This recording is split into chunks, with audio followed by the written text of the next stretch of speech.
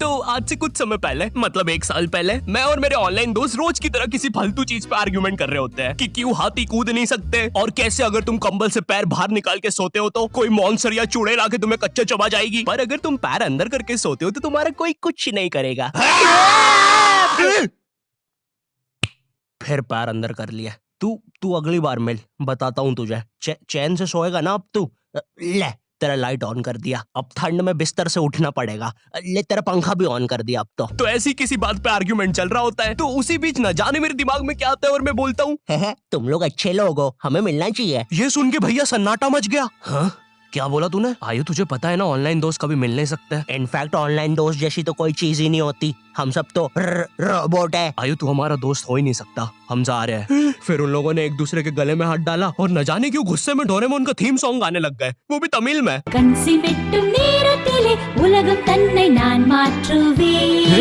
क्या? अब नहीं, ऐसा कुछ नहीं हुआ था। सॉरी गाइस, कुछ महीनों से जिंदगी थोड़ी सही नहीं चल रही है, इसलिए ऐसे जोक्स आ जाते हैं कभी कभार। खैर सरप्राइजिंगली मेरे ऑनलाइन दोस्तों ने मेरी मिलने वाली बात को सीरियसली लिया, और इसी तरह हमारी Mumbai to Goa trip plan होती है, जो कि दिसंबर में थी। तो अब फास्ट फॉरवर्ड करते हैं सीधा दिसंबर तक ट्रिप का टाइम। तो अब कुछ रीजन की वजह से मुझे मुंबई प्लेन की जगह ट्रेन से जाना पड़ता है। नहीं, मैं एयरपोर्ट पे फटाका लगाता हुआ नहीं पकड़ाया था, थे कुछ रीजंस, थी कि सच में थे। तो मैं रात में ट्रेन में बैठता हूँ और सुबह में मुंबई पहुंच जाता हूँ। अब जो मुंबई पहली बार आता है ना, वो ना अलग अलग चीजों को देख के चौंकता है, जैसे वड्डी वड्डी बिल्डिंग्स, वड्डे वड्डे सुपरस्टार्स। और इधर मैं जैसे ही मुंबई के स्टेशन पे उतरा, वो बहन की एलिवेटर स्टेशन पे, वो भी भाई साहब इसको एस्केलेटर बोलते हैं। एलिवेटर मतलब आंखों पे भरोसा ही नहीं हो रहा है, मैंने मम्मी को फोटो खींच के भेजी, मम्मी एलिवेटर, वो भी स्टेशन पे। भाई साहब एस्केलेटर होता है। देखो ये हमारे स्टेशन पे नहीं होते हैं, हमें पूरा ब्रिज पैरों से चढ़ना पड़ता है, और मेरे गांव के ब्रिज पता है बादलों में होते हैं। वो ब्रिज को इतनी ऊपर होने की जरूरत भी नहीं है, उसको किसी इंजीनियर ने भी नहीं बनाया है, ये गाँव के लोगों ने मस्ती मस्ती में उसको इतनी ऊपर तक बना के आ गए हैं। अब वो स्टेशन का ब्रिज ना आउटर स्पेस तक पहुंच चुका है। साला कुली लेके भी जाओगे ना तो थोड़ा ऊपर जाके तुम्हारी कुली को भी कुली करना पड़ जाएगा।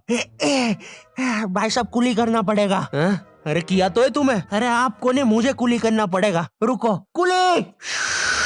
हाँ जी भैया, इन्हें ऊपर तक छोड़िया हो यार। अरे पागल हो क्या मियाँ, ऊपर तक जाना है तो स्पेस सूट किधर है तुम्हारा? और ऑक्सीजन सिलेंडर लेके आए कि नहीं? ऊपर ऑक्सीजन बहुत कम है, हम लोग क्या बहुत ऊपर खड़े हैं मियाँ। देखो यहाँ से वो माउंट एवरेस्ट भी दिखता है। देखो आज की रात तो हमें ये सीढ़ियों पे सो के गुजारनी पड़ेगी, ऊपर पता नहीं कहाँ के खूंखार जानवर घूमते हैं। और सबसे जरूरी बात, हम लोगों के बीच में मैं सोऊंगा। मुझे मुंबई से अपने स्टेशन जाने में 10 घंटे लगते हैं, और फिर अपने ही शहर के स्टेशन से घर जाने में 6.25 महीने। अब तुम बोलोगे नॉट योर टाइप, तो बहुत ही विलेज पीपल है। हाँ तो ठीक है, हूँ मैं, नहीं होते हमारे यहाँ पे एक्सेलरेशन। भाई उसको एस्केलेटर। वीडियो को आगे बढ़ाते हैं। मुंबई जाने से पहले मुझे ऐसा लगा था कि वहाँ पे सब लोग मचाएंगे, एड़े चाले सीधे चाले, इस तरीके से बात करते होंगे। तो मैं भी ना फुल रेडी था। मैं स्टेशन से बाहर निकला और एक ऑटो रोका। तो सबसे पहले तो मैंने अपनी ट्रेन में खरीदी हुई 24 कैरेट आइस डायमंड चेन आगे करी। मैंने 20 रुपए में खरीदी थी, आगे अपना टाइम आएगा भी लिखा था, क्योंकि मुंबई में थे यार, थोड़ी अमीरी दिखनी चाहिए। कौन है अंबानी? है किधर रहता है वो? है क्या उसके पास ये? तो वो ऑटो वाला पूछता है किधर जाओगे? इधर मैं फुल मुंबई के स्वैग में। क्या बोलते ऑटो वाले चाचा, अंधेरी चलोगे क्या? चलो ना, मचाते ना अंधेरी में चल के। अंधेरी में तुम उजाला लेके आओ। ऑटो में क्यों बैठे हो? लैम्बोर्गिनी लाओ। ये अंधेरी में तुम आओ। क्यों चाचा? अरे भाग मादर है, कड़कती धूप में मुजरा दिखा रहे मेरे को। अभी भी ज्यादा दूर नहीं गए, ऑटो से चीप सकता हूँ। हम लोग हमारी मुंबई के अपार्टमेंट आ जाते हैं, वहाँ पर थोड़ा सा रेस्ट करते हैं, क्योंकि स्टेशन से अपार्टमेंट तक तो हम भगते भगते आए थे। वो ऑटो वाला पीछे पड़ा था ना। क्यों पीछे पड़े हो हमारे? जाओ ना। नहीं मजाक कर रहा हूँ। 700 रुपए की टैक्सी करनी पड़ी थी अपार्टमेंट तक। 700 रुपए की। 700 रुपए पता भी है कितने होते हैं? 700 रुपए में पता है तुम मुंबई में क्या क्या कर सकते हो? तुम कर सकते हो 700 रुपए में तुम 700 रुपए में वापस उसी टैक्सी में बैठ के स्टेशन जा सकते हो। भाई साहब मैंने 750 कर लिया है रेट। कितनी महंगी है मुंबई। तो अब मैं और मेरा दोस्त डेस्क, हम लोग हमारे बाकी 2 दोस्त से पहले आ गए थे। तो अब हमारे पास कुछ करने के लिए नहीं था। तभी मुझे मेरी एक फीमेल फ्रेंड ने मॉल में मिलने बुला लिया। तो हम लोग जाते हैं मिलने, वापस 700 लगा के। ये मुंबई भी ना। तो मेरी दोस्त ने ना मुझे एक मूवी देखने बुलाया था, अवतार। मूवी में ज्यादा कुछ खास था नहीं, कुछ नीले लोग नंगे होके पानी में भाग रहे होते हैं रोबोट मशीन से बच के। ये मूवी मैंने 3D में देखी थी, ज्यादा कुछ चेंज नहीं हुआ। अब बस वो नंगे लोग मेरे साइड से निकल के भाग रहे थे। हम ये जंग जीत के रहेंगे। सर वो सब तो ठीक है, वो आदमी कौन है? अरे वो हमारी मूवी देख रहा है 3D में। उसे तो मजा ही आ जाएगा जब हम सब नंगे होके उसके सामने से भागेंगे। मेरी बात सुनो सब लोग, हम लोग उसके बहुत पास से भागेंगे लेकिन उसे टच नहीं करेंगे। जिमी मैंने तो अपने हाथ भी गीले कर लिए सूसू से। जैसे ही मैं नंगा होके उसके पास से भागूंगा अपने हाथ उस पे लपलपा दूंगा। चीटों से उसे लगेगा मूवी और रियल है। मेरी जिस फ्रेंड ने मुझे मॉल में बुलाया था उस दिन उसका बर्थडे था और मैं इधर बेशरम बेहया खाली हाथ गया था, बिल्कुल उस लेंडू बच्चे की तरह जो बर्थडे पार्टी में खाली हाथ आ जाता है। फ्री का नमकीन और केक दे दो बस उसे। तो ये बच्चा इधर मैं था। चीजें अभी इधर खत्म नहीं हुई हैं। उस बंदी ने फिर मुझे गिफ्ट दे दिया।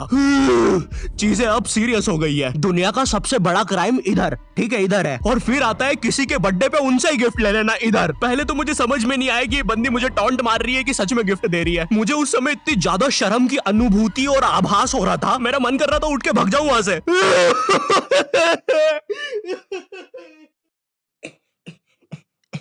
अरे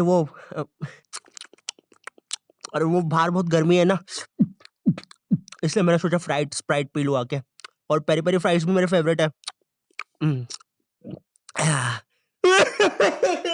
देखो अगर उस टाइम में चाहता तो अपने पीछे वाले जेब से बटवा निकाल के एक 50 का करारा नोट और 1 रुपया लगा के बड्डा लिफाफा बना के उसे दे देता, लेकिन मैं कोई 80 साल का दादाजी नहीं हूँ और वो भी मेरी पोती नहीं है, तो अब मैं कुछ कर नहीं सकता था। इसलिए मैंने बेशर्मों की तरह उसका गिफ्ट ले लिया और कमियां भी निकाल रहा हूँ। घड़ी तो अच्छी लाई हो तुम, लेकिन फास्ट ट्रैक की लाती तो अच्छी है घड़ी।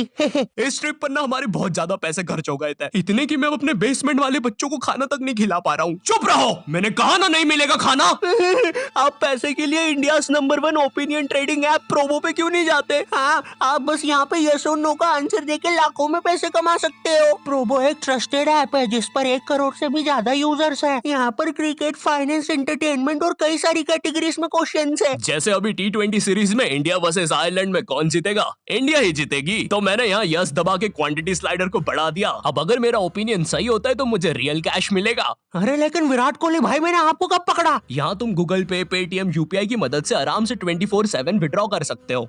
ओ बाय द वे मैं पुलिस हूँ, तुम्हारे बेसमेंट की जानकारी मिली थी और प्रोबो का लिंक डिस्क्रिप्शन में है। डाउनलोड करने पर हम सभी को 25 रुपए का वेलकम बोनस भी मिलेगा, तो अभी जाके डाउनलोड करो। रात तक मेरे बाकी दोस्त भी आ गए थे, तो फिर हमने मुंबई की फेमस जगह, अरे वहीं जहाँ सब लोग जाते हैं घूमने के लिए, वहाँ घूमना स्टार्ट कर दिया। लेकिन जब तुम तुम्हारे दोस्तों के साथ रहते हो तुम्हारे दिमाग में मस्ती रहती है। तो एक मॉल में हमें एक सांड वाला झूला दिखता है। अब उसे देख के एक 21 साल का मैच्योर आदमी क्या करता? पापा बहुत बीमार है, बहन की भी शादी करवानी है, मुझे लगता है सांडू मैं तुम पे घूमी घूमी करने के लिए थोड़ा बड़ा हो चुका हूँ।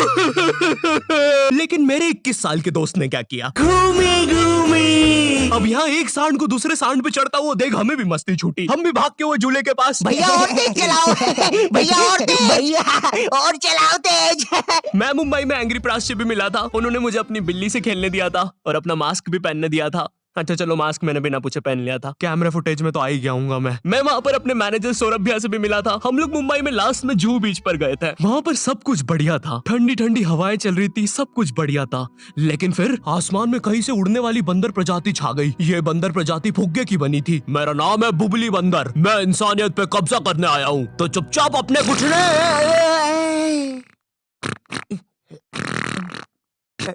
है दोस्त, क्या तुम प्लीज मेरी बूंद में हवा भर सकते हो? मुझे तुम्हारी दुनिया पे कब्जा करना है, प्लीज। मुझे कोई दिक्कत नहीं है। कमलेश, कमलेश। हाँ मैंने सुन लिया था पहली बार में ही। कमलेश मैं जानती हूँ हम दोनों ज्यादा क्लोज नहीं है, लेकिन इसका मतलब ये नहीं तुम एक बंदर के साथ संबंध बना लोगे। मैं जा रही हूँ। कमलेश जाने दो उसे, मैं तुम्हें उससे भी ज्यादा चीजें दे सकता हूँ। मुंबई के बाद हम लोग निकलते हैं गोवा के लिए। गोवा काफी चिल जगह थी। मैं वहाँ पर काला भी हो गया था दिन भर बीच पर धूप में भटकने के कारण। सच में वहाँ पर धूप तो बहुत ही ज्यादा थी, मतलब इतनी ज्यादा कि जमीन के अंदर से लोग बाहर आ रहे थे या अंदर जा रहे थे। कोई मुझे बताएगा ये क्या हो रहा है यहाँ पे? गोवा में ना तुम ऐसे बीच पे राइड्स वगैरह कर सकते हो, जैसे जेट स्की। इसमें ना तुम्हें आगे टंकी पे बिठा लेंगे बच्चे की तरह और पानी का एक चक्कर काट के वापस ले आएंगे। ये चलो ना। अरे हो गया भैया, अरे हम तो किनारे से ही वापस आ गए। इसके बाद आती है कुछ जानलेवा राइड्स, डेंजर राइड, जिसमें तुम्हें बोट से समुद्र के बीचों बीच ले जाएंगे और पतंगा बना के उड़ा देंगे। एक और चीज रहती है, जब तुम समुद्र के बीचों बीच पहुंचते हो ना, तो वो बोट वाला तुमसे पूछता है कि तुम्हें पानी में जाना है क्या। तो अब यहाँ पे जिसको तैरना नहीं आता है वो तो कुछ नहीं बोलेगा, लेकिन उस समय मेरे दिमाग में पता नहीं क्या चल रहा था कि मुझे पूरे गोवा के एक्सपीरियंस लेने हैं। मुझे तैरना नहीं आता है, मैं उतर गया समुद्र में। शुरुआत के 3.25 सेकंड तो कुछ भी नहीं हुआ, फिर पानी मुझे नीचे खींचने लगता है। ये तो कुछ भी नहीं, अब मैं बोट से भी दूर जा रहा हूँ धीरे धीरे। भैया भैया भैया भैया घंटा नहीं सुन रहा मेरी बात, मेरी इधर फटी पड़ी है, मैं कुछ भी चिल्ला रहा हूँ पानी में। भैया बीमारी है मुझे, ले लो ऊपर। भैया मैं माँ बनने वाला हूँ, ऊपर लो। उस समय कोई दूर से शार्क वार्क भी देख रहा होता ना तो उसे भी दया आ जाती। ओए बच्चे को क्यों परेशान कर रहे हो बे? चलो ऊपर लो इसको, खा लूंगा वरना इसे। चलो बेटा ऊपर चढ़ो तो। हाँ चलो चलो। जैसे तैसे वो बोट वाले ने मेरे को ऊपर लिया। अरे भैया क्या बच्चे ऐसे चिल्ला रहे थे? स्विमिंग सिखा रहे थे तुमको? अच्छा समुंदर में वो भी? तेरे को ड्राइविंग सिखाने का बोलता तो तू तो रॉकेट में बिठा देता मेरे को, पागल। सबने ना मेरा बहुत मजाक उड़ाया कि पानी में गया बच्चों जैसा रो रहा था, लेकिन वो कहते हैं ना सबका टाइम आता है। हम लोग ना उसके बाद एक बनाना राइड पे जाते हैं जिसपे तुम एक बनाना शेप चीज पे बिठाते हैं और उसे नाव से खींचते हैं और बीच समुद्र में ले जाके फेंक देते हैं। तुम्हें पहले नहीं बताएंगे कि तुम्हें फेंकने वाले हैं। उसने हम सबको लेके गया और फेंक दिया। अब सब मुझसे भी गंदे रो रहे हैं पानी में। भैया हम मर गए। पीछे लाइफ गार्ड आ रहा है। और भैया इतनी दूर जाओगे तो सच में मर जाओगे। मेरे पास क्लिप पड़ी इधर सबकी रोते हुए, मैं लगा दूंगा। मैं तो करना अरे कुछ नहीं होता, नहीं करना भाई, मरना क्या? चुप रहो। नहीं करना भाई। पर खैर कुछ भी बोलो, ये ट्रिप मेरे लिए one of the best trip थी अपने दोस्तों के साथ। आई होप तुम्हें ये वीडियो पसंद आई होगी और अगर नहीं भी आती है तो बस इतना सा रुक